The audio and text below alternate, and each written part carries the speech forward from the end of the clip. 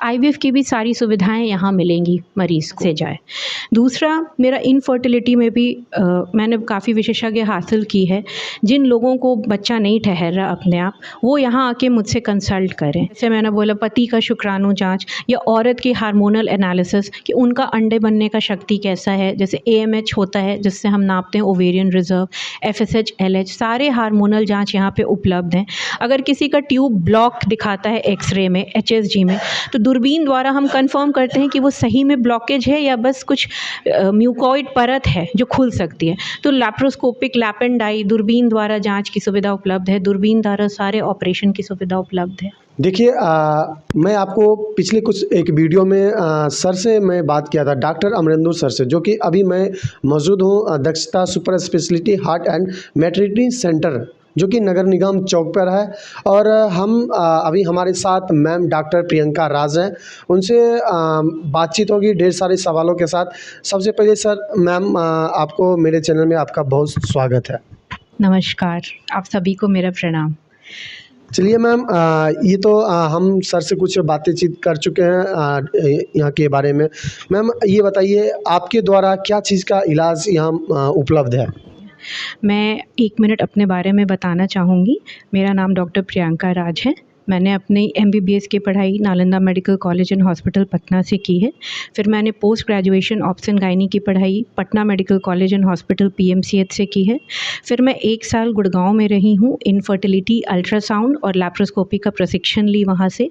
उसके बाद मैं 3 साल एम्स पटना में सीनियर रेसिडेंस के रूप में कार्यरत थी।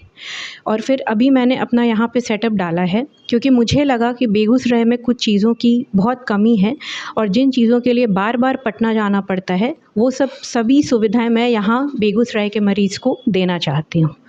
तो यहाँ पे प्रेगनेंसी केयर सब लोग दे रहे हैं। यहाँ पे मेरा हाई रिस्क प्रेगनेंसी पे फोकस है कि प्रेगनेंसी के दौरान जब ब्लड प्रेशर बढ़ जाती है या चीनी की बीमारी निकल आती है, लिवर एंजाइम्स बढ़ जाते हैं, यूरिन में कोई इन्फेक्शन आ गया या किसी तरह का सेप्सिस, तो उसको पहले से ही कैसे हम पकड़ सकते हैं और आगे उससे जो समस्याएं आती हैं उनको नज़रअंदाज कर सकते हैं, उनको बचा सकते हैं, ताकि पेशेंट को सीधे ICU में नहीं लैंड करना पड़े और उसको स्वस्थ माँ और स्वस्थ बच्चा लेकर वो यहाँ से जाए। दूसरा, मेरा इनफर्टिलिटी में भी मैंने काफ़ी विशेषज्ञ हासिल की है। जिन लोगों को बच्चा नहीं ठहर रहा अपने आप, वो यहाँ आके मुझसे कंसल्ट करें। कई बार ऐसा होता है कि दिक्कत सिर्फ औरत में नहीं, दिक्कत उनके हस्बैंड में भी हो सकती है। तो इन चीज़ों को पकड़ना, और अगर हस्बैंड में दिक्कत है तो क्या दवा देना या उसमें फिर आगे कैसे प्रोसीड करना, उन सभी चीज़ों की सुविधाएं यहाँ उपलब्ध हैं। जैसे कि IUI है, इंट्रा यूट्राइन इंसेमिनेशन। इसमें हम क्या करते हैं, अगर पति के शुक्राणु में कोई दिक्कत आती है या वो बेसलाइन जो नॉर्मल होना चाहिए उससे काउंट कम है, तो उसमें हम उनके शुक्राणु को माइक्रोस्कोप में प्रिपेयर करके उसमें जो अच्छे शुक्राणु हैं उनको चुनकर औरत के बच्चादानी में डालते हैं। तो ये प्रोसीजर अगर 2 से 3 बार हो सकता है, एक बार में सक्सेस नहीं हो, लेकिन 2 से 3 बार का इसका सक्सेस रेट करीब 60 से 65% पहुँच जाता है। अगर IUI से भी बच्चा संभव नहीं हो पा रहा है किसी को, या औरत का ट्यूब ब्लॉक है, तो उस केस में हम फिर IVF पे प्रोसीड करते हैं। IVF की भी सारी सुविधाएं यहाँ मिलेंगी मरीज़ को। तो हर तरह की दिक्कत ऑब्स्टेन गायनी में दूरबीन द्वारा नसबंदी, जिसमें टाँके की ज़रूरत नहीं है, मरीज़ सेम डे घर जा सकता है, जिसको डे केयर सर्जरी कहते हैं। आजकल सभी लोग जॉब कर रहे हैं, औरतें भी मर्द भी, सबको उतनी छुट्टी नहीं मिल पाती कि वो 14-14 दिन छुट्टी लेकर टाँका कटने का इंतज़ार करें।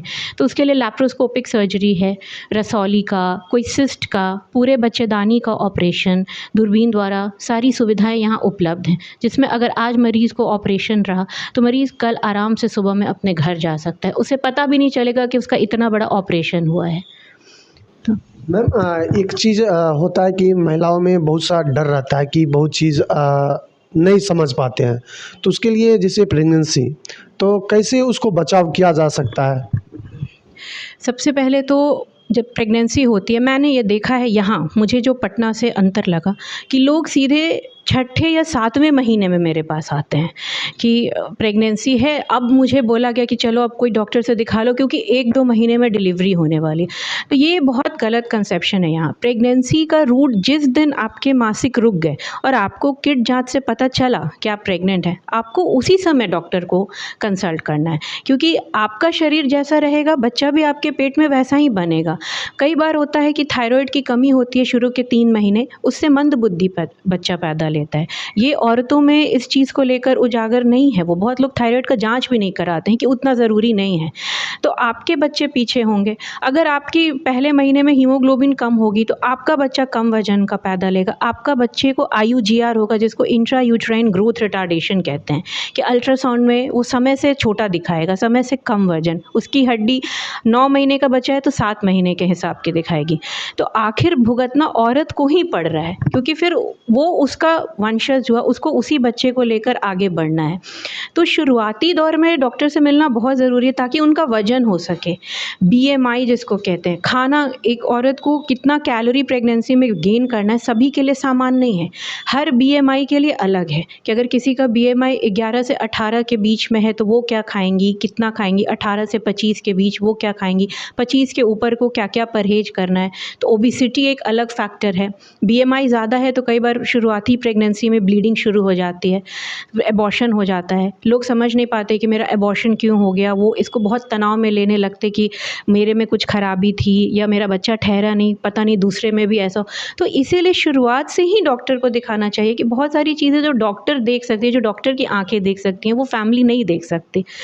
तो blood pressure, weight, haemoglobin, urine जांच कि कोई इन्फेक्शन तो नहीं है, कोई डेंटल इन्फेक्शन तो नहीं है, ओरल हाइजीन, ये सब का बहुत महत्व है कि आपका प्रेगनेंसी 9 महीना अनइवेंटफुल रहे। लेकिन मैम देखा जाता है कि गांव के ज़्यादा ग्राम जो लोग रहते हैं वहाँ की जो महिलाएं होती हैं उनकी थोड़ा सोच पुरानी है। कहा जाता था पहले तो मतलब चलते फिरते मतलब सब चीज़ हो जाता था, लेकिन अब तो थोड़ा सा उस पर केयर करना पड़ता है। तो इसके लिए आप क्या करना चाहेंगे? इसके लिए ये मेरा मैसेज आशा और ANM दीदी लोग को है कि वो गांव-गांव, घर-घर बैठती हैं। उनसे बेटर इन लोगों को इस मामले में कोई उजागर नहीं कर सकता, क्योंकि वो उन लोगों की बातें बहुत सुनती हैं। उनको लगता है ये हमारे जैसे ही लोग हैं, हमारे बीच में बैठ रहे हैं। तो जैसे वो उन लोग को पकड़ कर काउंसल करके टेटनस के लिए ले जाती हैं, ये उन्हीं लोग का, ये जैसे प्रधानमंत्री मातृत्व सुरक्षा योजना होता है एवरी 9th, मतलब हर मंथ के 9वें तारीख को। तो जैसे आशा लोग उस दिन पकड़ के लाते हैं कि उनका ये रहता है कि विजिट कराना है, प्रेग्नेंट औरत को दिखाना है। लेकिन उनमें ये नहीं रहता है कि प्रेगनेंसी जब ठहरी उसी समय से दिखाना है। बस जो मिली उन्हें प्रेग्नेंट 6वें 7वें महीने, उनके इस अंदर में होना चाहिए कि जैसे ही कोई प्रेग्नेंट हुई है उन्हें हम ले जाकर दिखाएं, सदर में ले जाएं, PHC में ले जाएं, कहीं एक बेसलाइन चेकअप हो औरत का कि ब्लड प्रेशर, खास करके ग्रामीण लोगों में खून की काफ़ी कमी होती है। मतलब अगर मैं 10 मरीज देखूंगी तो 7 मरीज का हीमोग्लोबिन 7 ग्राम होता है, जिसके वजह से ये बहुत इंपॉर्टेंट कॉज है पेट में पानी कम होने का, बच्चे का ग्रोथ कम होने का। पानी कम रहेगा तो हड्डी, सारे हाथ पैर एक साथ रहेंगे, जब बच्चा निकलेगा उसके हाथ पैर भी टेढ़े मेढ़े रहेंगे। मतलब एक पॉटर्स डिफॉर्मिटी उसको कहते हैं कि कम पानी वाले बच्चे एक अलग डिफॉर्मिटी से पैदा होते हैं। तो हीमोग्लोबिन बनाएं, फिर उनको कीड़ा का दवा पड़ना चाहिए 5वें महीने में। जो मेन कॉज होता है हीमोग्लोबिन कम का ग्रामीण लोगों में, हम सोच सकते हैं गुड़ खाएं, चना खाएं, सत्तू खाएं, जिससे भी हीमोग्लोबिन बढ़ सकता है, वो सब चीज़ें खाएं। तो इसका अवेयरनेस तभी होगा जब वो डॉक्टर के पास आएंगे। तो मैम यहाँ इस हॉस्पिटल में क्या चीज़ फैसिलिटी है, क्या चीज़ जांच की, क्या लैब, क्या विषय मतलब यहाँ सुविधा है? लैब की सारी सुविधा है यहाँ। जैसे मैंने बोला कि मेरा फोकस हाई रिस्क प्रेगनेंसी पे है कि जो छूट जाता है, जो लोग यहाँ नहीं पकड़ पाते और लास्ट स्टेज में उन्हें रेफ़र करना पड़ता है, वो मरीज़ के लिए भी काफ़ी परेशानी होता है। अगर सही में अगर 6ठे 7वें महीने में रेगुलर चेकअप में उनकी हाई BP पकड़ा जाती है तो मरीज़ मिर्गी की अवस्था में नहीं पहुँचेंगे ICU। और ऐसा नहीं होगा कि अगर शुगर पकड़ी जाती है तो उनका बच्चा पेट में अपने आप ख़त्म नहीं होगा, जिसको स्टिल बर्थ या IUD कहते हैं। तो ये सब ट्रॉमेटिक इंसिडेंट का सामना मरीज़ को कम झेलना पड़ेगा अगर वो रेगुलर फॉलोअप में रहे। सभी तरह की जांच होती है यहाँ पर, ब्लड टेस्ट, यूरिन टेस्ट वगैरह, और इनफर्टिलिटी रिलेटेड जैसे मैंने बोला पति का शुक्राणु जांच या औरत की हार्मोनल एनालिसिस कि उनका अंडे बनने का शक्ति कैसा है, जैसे AMH होता है जिससे हम नापते हैं ओवेरियन रिजर्व, FSH, LH, सारे हार्मोनल जांच यहाँ पे उपलब्ध हैं। अगर किसी का ट्यूब ब्लॉक दिखाता है एक्सरे में, HSG में, तो दूरबीन द्वारा हम कंफर्म करते हैं कि वो सही में ब्लॉकेज है या बस कुछ म्यूकॉइड परत है जो खुल सकती है। तो लैप्रोस्कोपिक, लैप एंड डाई, दूरबीन द्वारा जांच की सुविधा उपलब्ध है, दूरबीन द्वारा सारे ऑपरेशन की सुविधा उपलब्ध है। मैम एक सवाल रहेगा प्रेगनेंसी को लेकर, लगता है क्योंकि हर एक महिला में कौन से ऐसे सामान चीज़ को उस पर ज़्यादा ध्यान देना चाहिए उस महिला को, क्योंकि स्टार्टिंग से फर्स्ट मंथ से जब उनको पता चल जाता है कि मैं प्रेग्नेंट हूँ, तो उसके बाद उसे जनरली रूप से आमतौर से उसको हर मंथ या हर जब तक डिलीवरी नहीं हो जाते हैं तब तक उस पर क्या फोकस करना चाहिए महिलाओं को? जैसा कि मैंने पहले भी बताया कि सबसे पहले तो उनका वज़न, ब्लड प्रेशर, है ना, हीमोग्लोबिन, यूरिन में कोई इन्फेक्शन, ओरल हाइजीन, ये सब बहुत इम्पॉर्टेंट है क्योंकि प्रेगनेंसी एक इम्यूनो सप्रेस स्टेज है कि माँ का जो इम्यूनिटी है वो थोड़ा कम हो जाता है ताकि वो बच्चे को अपने बच्चेदानी में एक्सेप्ट कर सके।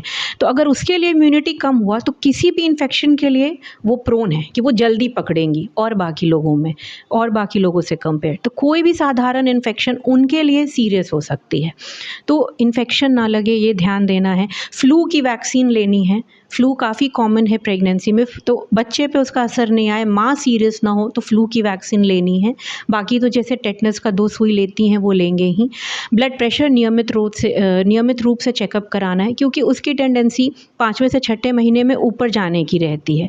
वैसे ही शुगर 24 टू 28 वीक, जिसको 6ठा से 7वां महीना कहते हैं, उस समय शुगर का वैल्यू भी एबनॉर्मल आने का चांस रहता है। तो blood pressure, sugar, liver enzymes, ये सब 6ठे से 7वें महीने के बीच एक बार ज़रूर चेकअप करा लें।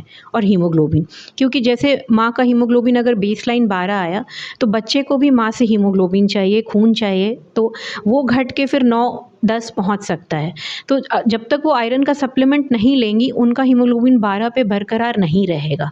तो उन्हें कोई भी फूड जो आयरन रिच हो, कैल्शियम रिच हो, ताकि हड्डी मजबूत बने, ये सब पे ध्यान देना है। मैम गांव घर में सुनने को मिलता है कि अगर जो प्रेग्नेंट है डिलीवरी का टाइम जब पूर्ण होने पर आता है तो कहा जाता है कि तुम डॉक्टर के पास जाओगे तो डायरेक्ट ऑपरेशन कर देगा, प्राइवेट में, खास करके प्राइवेट में। तो इस पर आप क्या कहना चाहेंगे? इस पे मैं 2 बातें कहना चाहूँगी कि हमारा जो फीमेल पेल्विक बोन है वो थोड़ा समय के साथ उसकी बनावट अलग हुई है, क्योंकि हम लोग जैसे जैसे इवॉल्व किए। पहले की औरतें घर का काम ज़्यादा करना या कोई भी काम जिसमें चुक्के मुक्के बैठते हो या जांता चलाना, तो इस तरह का काम जो औरतें नियमित रूप से करती आई हैं उनकी नॉर्मल डिलीवरी में कोई प्रॉब्लम नहीं आई है। दूसरी बात, खान पान, अगर आपका खान पान शुद्ध है, उसमें कोई मिलावट नहीं है, मतलब जिनका डाइट अच्छा है, तो उनके भी नॉर्मल डिलीवरी होने के चांसेस बहुत रहते हैं। अब मतलब अभी भी जो बहुत हाई फाई हॉस्पिटल्स हैं उनको स्पेशल योगा बताते हैं कि किस तरह से वो इस तरह का योगा या एक्सरसाइज करते रहे ताकि नॉर्मल डिलीवरी होने की संभावना ज़्यादा रहे। तो औरत के पेल्विक बोन जो होते हैं उस पर भी बहुत डिपेंड करता है कि किसी का नॉर्मल डिलीवरी हो सकता है या नहीं। दूसरी बात, नॉर्मल डिलीवरी का ट्राई बिल्कुल लेना चाहिए और लेते हैं, ऐसा नहीं है कि तुरंत ऑपरेशन कर ही दिया जाता है, लेकिन प्रोग्रेस के दौरान अगर ऐसा लगा कि बच्चे की धड़कन कम हो रही है या बच्चा पेट में पैखाना कर दिया या बच्चादानी का मुंह नहीं खुल रहा है, तो वैसे केसेस को फिर सिजेरियन में कन्वर्ट करना पड़ता है। ऐसा नहीं है कि पेशेंट आएगा और उसे नॉर्मल का ट्रायल के बिना ये बोल दिया जाएगा कि नहीं आपका सिजेरियन ही होगा।